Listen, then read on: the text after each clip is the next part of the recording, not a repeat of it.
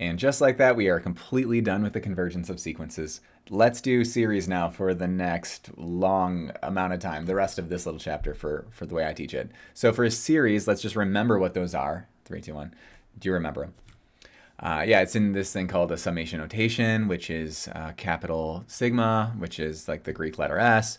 And below is the starting index value, the first number you plug into the sequence. The sequence, really more or less, you take a sequence and then you slap the sigma or summation notation in front. You have yourself a series. And we just sum up every number in that sequence, starting at the starting index, going all the way up to that last index value. We can also define what a partial sum is. So a partial sum, we use a capital S for that, is just the following. If you just take the first output, a sub 1, that is technically the partial sum up to 1. And then if you do the first two outputs, so let's just say 1 and 2, so you'd have 1 plus 2, and that would be the partial sum up to the second term. And then so on and so forth. So again, we're just taking the simplest sequence we know, n. So this would be like 1 plus 2 plus 3. 1 plus 2 plus 3. So that would be your partial sum up to 3. And then you can just define it in this generalized way, S sub n. All right, so find either the indicated sum or the partial sum. Real quick power round. I'm not going to waste a whole lot of time on this. Give it a go. 3, 2, 1. Okay, so this is just the first, second, and third term you're adding up of this arithmetic, I think we used to call them sequences. You just get 18. Next one, try it out. 3, 2, 1. So we're starting at 0 this time, so it's like the 0th term, and then the first, then the second, then the third, so there's 4 terms here, right? That's different than this one, so you're just adding them up, you get 40. Okay, if you had a sub n is equal to 1 over n, what would the s sub 3 be equal to? So think about that notation, 3, 2, 1. What this is saying is I want the partial sum up to the third term, so it's assumed that we start at 1, unless your index otherwise states different starting index. Here it doesn't, so we assume 1. That's just the convention. So we're just doing a sub 1, a sub 2, a sub 3, and then just adding them up. So it comes out to 11/6. And then analyze the sequence of partial sums for part D. So look, here's what I'm going to suggest. Look to see what S1 is equal to. Then look to see what S2 is equal to. Then S3, then S4, then S5. And then you should start to see something. And this is going to be our springboard into what's ultimately this whole chapter is on. So give it a go. 3, 2, 1. All right, so this is an interesting phenomena. If you do S1, it's just a half. If you do S2, it's a half plus a fourth. If you do S3, it's a half plus a fourth plus an eighth. And then you just keep cutting over and over and over again. You can see here there's an interesting phenomena that's occurring within these values. I go half, I go 3/4, I go 7/8, I go 15 over 16, I go 31 over 32. You can guess what the next one's going to be, right? 63 over 64, 123, 127 over 128, so on and so forth. Where are we like converging to, right? Finding the convergence of series, hello. 1 is ultimately where we're converging to. If you have a huge number, minus 1, and then over that same huge number, that's pretty much 1. So that brings us to where the fun starts, the convergence of series.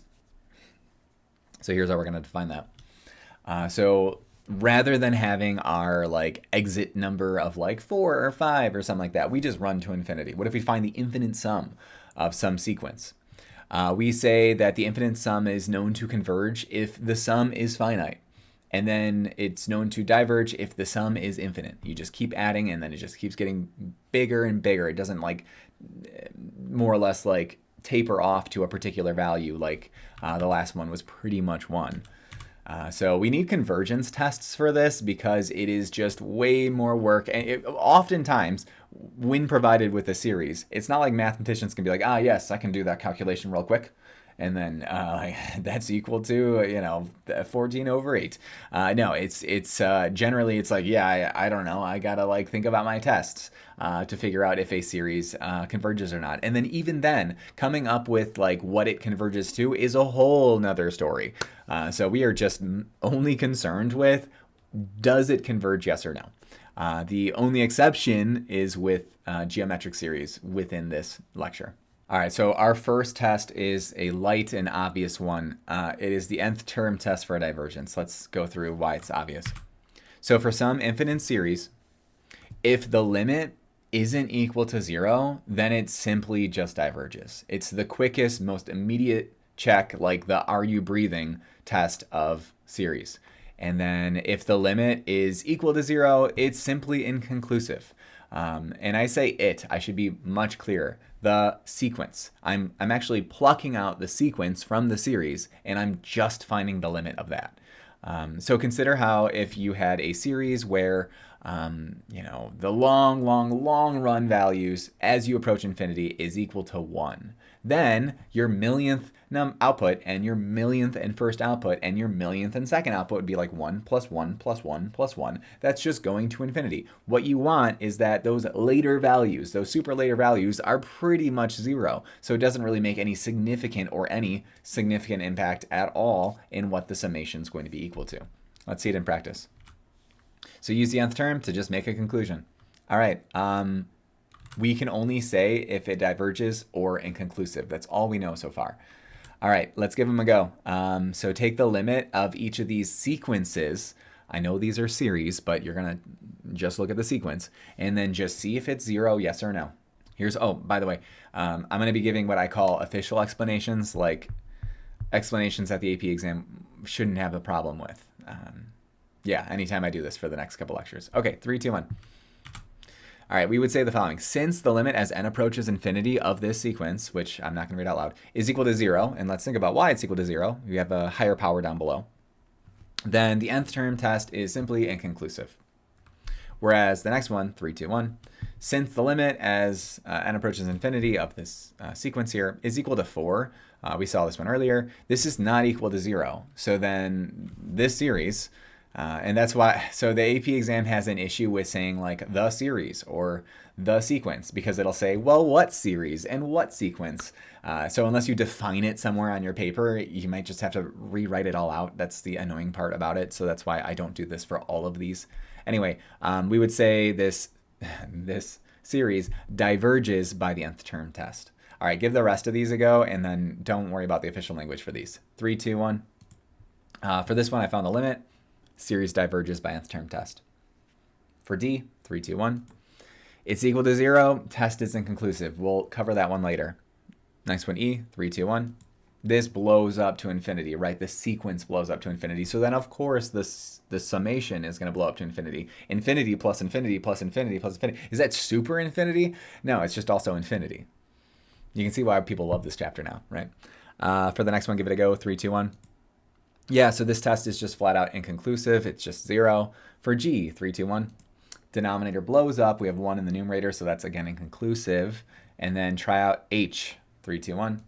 For this one, we create a bit of a hierarchy of sorts. N factorial is actually faster than a to the n. Consider why. If I take like 2 to the nth power, that's 2 times 2 times 2 times 2 times 2, so on and so forth. If I take n factorial, consider it at like a million. That would be a million times 999,999 times 999,998, so on and so forth. So rather than 2, 2, 2, 2, 2, you have all these other bigger values first. So n factorial is faster than the exponential. The fastest is n to the n, and I don't look at this one too much.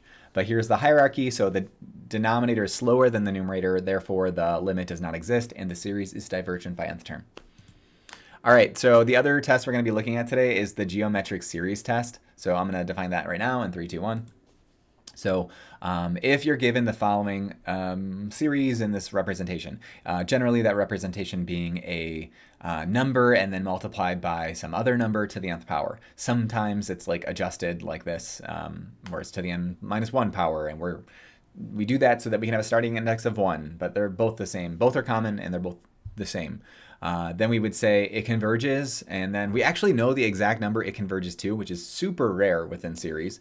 It converges to whatever that starting output is, and then over 1 minus r. When you have an r value that is between -1 and 1, and then it's divergent when your r value is 1 or larger than 1 or less than -1. So 1 is a bad number for convergence because you would just be adding 1 plus 1 plus 1 plus 1 over and over again. All right, so here's the proof, by the way, for why we can actually work our way to figuring out the convergence of these geometric series. I will not require you to know any other convergence of series other than this one.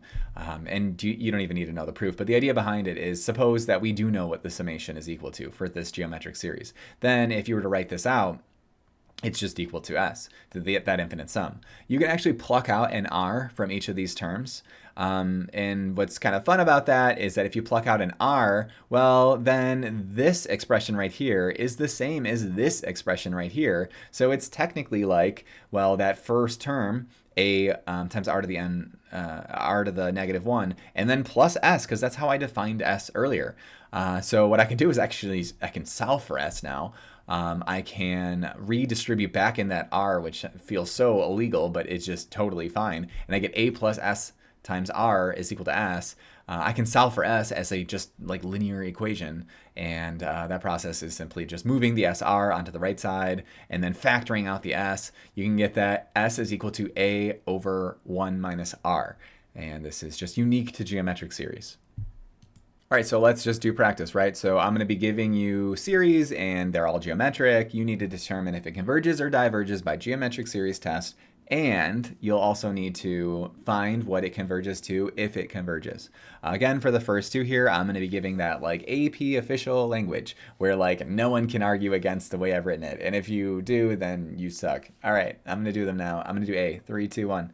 All right, so for this one, I'm going to say the series is known to diverge by the geometric series test. Since our r value here, what is the number that is raised to that nth power, is equal to 2, and 2 is greater than 1. Remember that convergent interval is from -1 to 1, non-inclusive on the endpoints. So 2 is not in that interval, therefore the series diverges. Let's try out B, 3, 2, 1. Yeah, this 1/2 is good to go. We can say that it converges to 1 over 1 minus a half. So the first output, if you plug in 0, is not a half. It's this number to the 0th power, which is 1. So that's what this numerator is. It's that first output. It's 1 over 1 minus r. So the r value is a half. If you simplify that, it's equal to 2. This would be like 1 plus a half plus a fourth plus an eighth, so on and so forth. So it's just one more extra term to that cutting in half process from what we saw earlier. Anyways, this is convergent by the geometric series test because our r value is less than 1. It's between that -1 and 1. Okay, for the next one, C, give it a go. 3, 2, 1. Yeah, this one is convergent, and it converges to a sub 1 over 1 minus r, so that's just going to be 9. And then the last one, 3, 2, 1. Yeah, pi is just a little bit larger than 3. So as a result, this is like 1.06 or something like that. That is not within the convergent interval, and that diverges. All right, to end the day, this feels supremely paradoxical, right? To have the idea of an infinite sum reaching a finite value. Weird, right? Well, I have some more weird paradoxes for you. So one is called Zeno's paradox. Zeno argued that motion is impossible because to reach any destination, one must first cover half the distance, then half the remaining distance, and then half the remaining distance again, and so on and so forth. Is this true? Is it impossible to move? No. No is the answer to that. So you can just say that S is the total number of steps you're going to take. If you take an infinite number of steps and you keep doing that half process over and over and over again, you will get to where you need to get to. It's a viable process to arrive at your destination intuitively and mathematically. All right, for the next one, if Achilles gives a tortoise a head start in a race, he will never actually pass the tortoise because by the time Achilles reaches the tortoise's last position, the tortoise will have already moved slightly forward, and so on. Is this true? Imagine that race. You have a fit athlete, an Olympian to the right, and a turtle to the left, a tortoise to the left. And as that turtle moves, Achilles has to catch up to the turtle. And by the time Achilles catches up to the turtle has already moved again. So then Achilles has to catch up to that. And then by the time he reaches that point, the turtle has already moved again, and so on and so forth. Is this how races work? Of course not. And it's for the same justification that you saw above. Next one's also kind of weird. If Euclid, Archimedes, and Eudoxus want to split 4 loaves of bread among them, how would they do it? Suppose there are 4 pieces of bread and there are 3 people. How would you split the bread such that everyone gets the same amount? Well, here's how they would do it. Well, if you consider the 4 pieces of bread, we say, okay, well, Euclid, you get the first one. Archimedes, you get the second. Eudoxus, you get the third. And then we have this fourth one. So let's just split it into fourths so that way Euclid can get the first, Archimedes can get the second, and Eudoxus can get the third. And then with that remaining fourth bread, we can split it into fourths again so that Euclid can get the first, Archimedes can get the second, Eudoxus can get the third, and so on and so forth. And this actually just works because if you take this infinite sum, you'll get 4/3, which is obviously intuitively the answer. You have 4 breads and you have 3 people. 4 divided by 3, each person gets 1 1/3. All right, and then the last one. So a lot of my students get confused about how 0.9 repeating is equal to 1. You can just use this geometric series idea with this. So what does it converge to? Kind of just said it. You can see here that if you were to expand this 0.9 and then times 1/10 to the nth power out, well, the first output would be 0.9, then it would be 0.09, then it would be 0.009, then it'd be 0.0009, and then so on and so forth. If you were to then add them all up, it's 0.99999, so on and so forth. If we utilize our a sub 1 over 1 minus r expression, I know my first output is 0.9, and then I know that this is r value of 0.1, that's 1/10, I get 0.9 over 0.9, which is just 1.